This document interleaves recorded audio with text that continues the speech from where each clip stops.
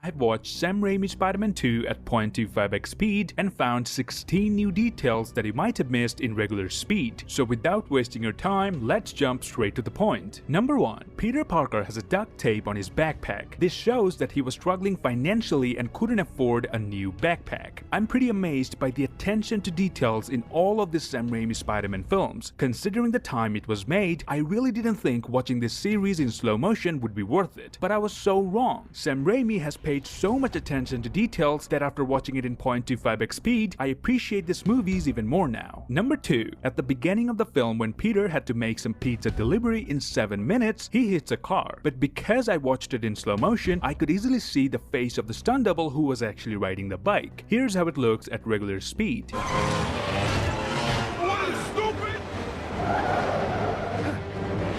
Number 3. In the scene where Peter Parker is having dinner with Dr. Otto Octavius, he mentions the curve of quickest descent. Did Bernoulli sleep before he found the curves of quickest descent?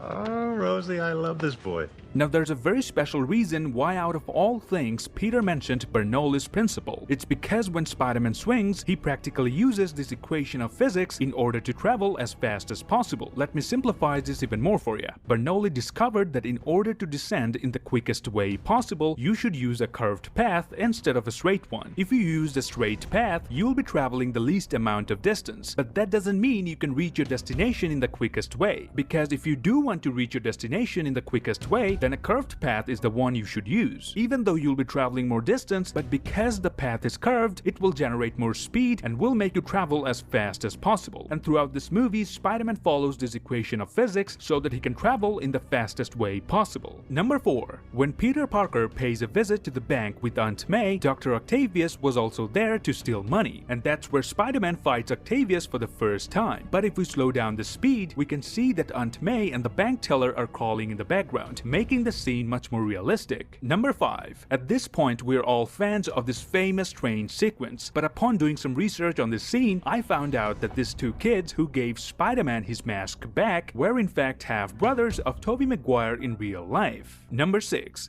Bruce Campbell portrayed the role of an usher at a play and says the line, "It helps maintain the illusion." It helps maintain the illusion.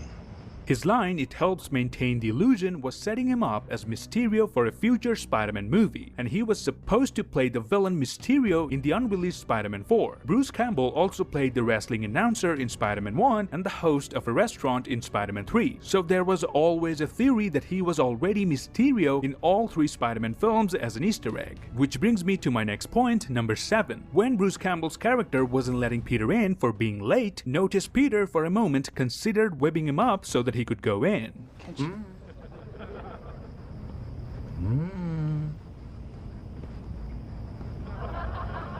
Number 8. The address on Peter's helmet says 233 Bleecker Street, and we saw in Thor Ragnarok that Doctor Strange lives in 177A Bleecker Street. What makes it interesting is the fact that Sam Raimi will direct Doctor Strange 2, who happens to live on the same street in New York where Sam Raimi's Peter Parker used to work. And that brings me to my next point, number 9. When Mary Jane, Harry, and Aunt May threw a surprise party for Peter's birthday, MJ says Peter lives in another reality because he wasn't aware it's his birthday already. He lives in another reality. Oh, you Pete. Now this might sound like a stretch, but living inside another reality, doesn't that ring a bell? This could again be another nod to Doctor Strange comics. Talk about Raimi's fixation on Doctor Strange. Number 10. When Peter decided to stop being Spider-Man, he threw out his suit in the garbage bin. This shot of Peter throwing his suit and then walking away is derived exactly from Spider-Man No More comics, from which the film draws inspiration. Number 11. After Aunt May inspires Peter into becoming Spider-Man again, Peter then jumps off the roof of a building, but just before making the jump, he says he needs a strong focus on what he wants. Strong focus on what I want. Peter then crash lands on a Ford Focus which remains undamaged, implying his focus may not be strong enough, but this Ford Focus is definitely strong. My back! Oh, my back!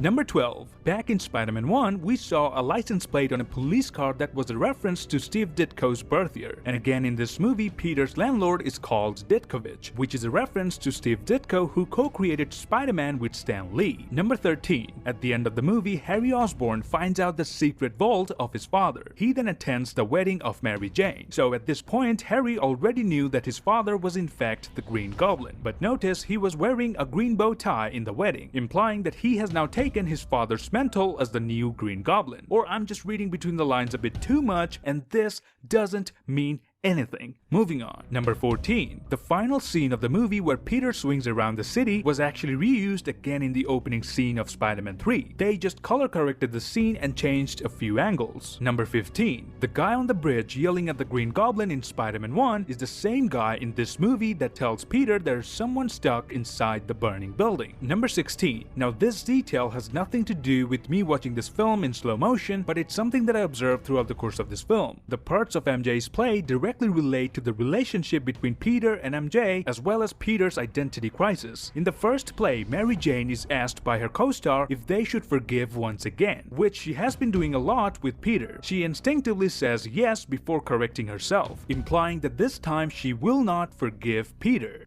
Then you think we should forgive them? Yes. I mean, no.